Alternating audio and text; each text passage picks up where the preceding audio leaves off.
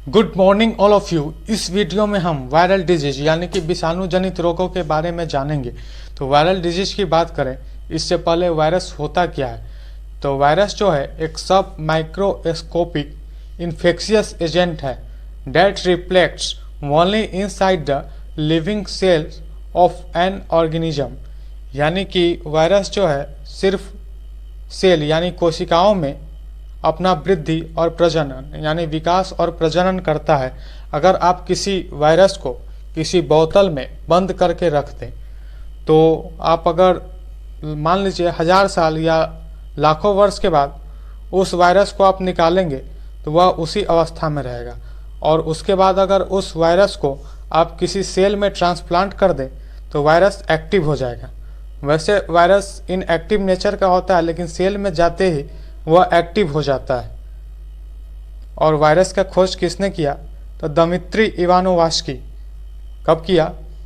तो 1892 में। 1892 में दमित्री इवानोवास्की ने यानी 1892 में दमित्री इवानोवास्की ने वायरस की खोज की। तो आपसे एग्जाम में पूछा जाएगा कि वायरस का खोज कब किया गया, तो आप आंसर दे पाएंगे कि 1892 में। अब बात कर लेते हैं टाइप ऑफ वायरस की, यानी वायरस के प्रकार के। तो न्यूक्लिक एसिड यानी कि न्यूक्लिक अम्ल के उपस्थिति यानी प्रेजेंस के आधार पे वायरस को दो भागों में क्लासिफाइड किया गया है। पहला डीएनए वायरस और दूसरा आरएनए वायरस। तो डीएनए का फुल फॉर्म आपको पता होगा, डीऑक्सी राइबो न्यूक्लिक एसिड, और आरएनए का full form ribo nucleic acid. तो डीएनए और आरएनए के बारे में डिटेल इन्फॉर्मेशन मैं आपको सेल टॉपिक में दूंगा। तो मुझे उम्मीद है कि वायरस के बारे में आप बहुत कुछ जान लिए होंगे। तो अब बात करते हैं वायरल डिजीज की। तो इसके लिए भी हम एक ट्रिक बताएंगे जिसकी सहायता से आप वायरल डिजीज को काफ़ी आसानी से याद रख पाएंगे। तो ट्रिक की बात करें तो रेखा हमें हिट करके पोछे छोड़ गई। रेखा हमें हिट करके पोछे छोड़ गई। रेखा यानी कि रेबीज। खा यानी खसरा मीजल। ह यानी हर्पिच। में यानी मेनिंजाइटिस, जिसे हिंदी में मस्तिष्क ज्वर के नाम से जानते हैं। ही यानी हिपेटाइटिस। ट जो ट होता है उससे पहले ट्रैकोमा होता था, लेकिन वर्तमान में रिसर्च से पता चला है कि ट्रैकोमा जो कि आई से रिलेटेड डिजीज है यानी आंखों से संबंधित बीमारी है, वह वायरस और बैक्टीरियल दोनों इन्फेक्शन के कारण होता है। उसके बाद बात कर हिट करके, तो करके जो वर्ड है वो सेंटेंस को पूरा करने के लिए यूज किया गया है। पोइछे, पो यानी पोलियो, ए यानी एड्स, चे यानी चेचक, चेचक यानी स्मॉल पॉक्स, छो यानी छोटी माता, चिकन पॉक्स, र यानी डेंगू जिसे हम लोग बैकबोन फीवर के नाम से भी जानते हैं। ग यानी गलगंड रोग, मम्प्स यानी कि गलगंड रोग। ई यानी इन्फ्लुएंजा, तो इन्फ्लुएंजा यानी फ्लू। तो फ्लू जो दो प्रकार के जो मुख्य रूप से फ्लू हैं वह काफ़ी ज़्यादा डेंजरस यानी खतरनाक है, स्वाइन फ्लू और बर्ड फ्लू। अब अदर वायरल डिजीज की बात करें तो इबोला, जीका और वर्तमान में कोविड-19 यानी कोरोना वायरस। तो वायरल डिजीज इतने ही हैं अभी प्रेजेंट में। तो बात कर लेते हैं पहला वायरल डिजीज रेबीज की, जो कि एक प्रकार का हाइड्रोफोबियन डिजीज यानी जल से डर लगने वाला रोग है। इसके वायरस की बात कर लेते हैं। तो इसका जो वायरस है जिसके कारण यह बीमारी होती है, लीजा वायरस, जो किस नेचर का वायरस है?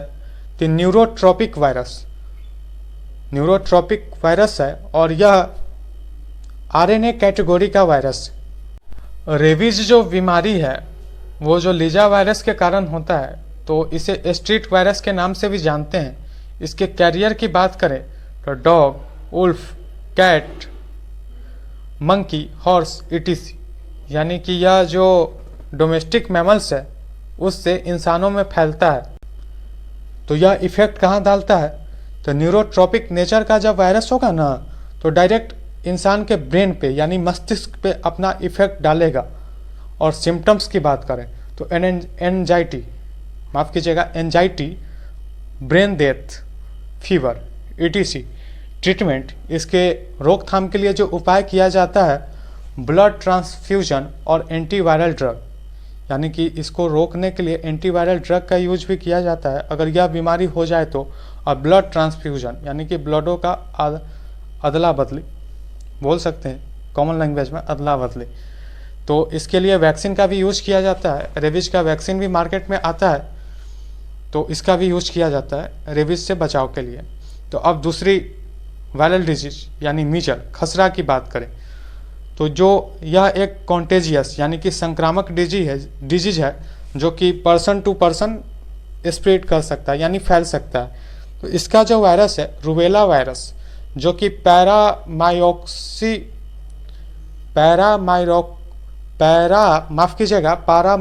पैरामायोक्सो वायरस फैमिली के कैटेगरी से आता है, और यह भी RNA कैटेगरी का वायरस है।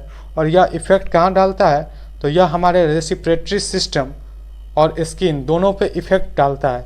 सिम्टम्स की बात करें तो runny nose, sore throat, fatigue and skin rashes. तो इसके ट्रीटमेंट के लिए जो प्रोसेस किया जाता है उसे हम लोग एनाल्जेसिक के नाम से जानते हैं। वैक्सीन, 2 प्रकार के वैक्सीन आए हैं मार्केट में जिससे मिजल यानी खसरा का बचाव किया जाता है।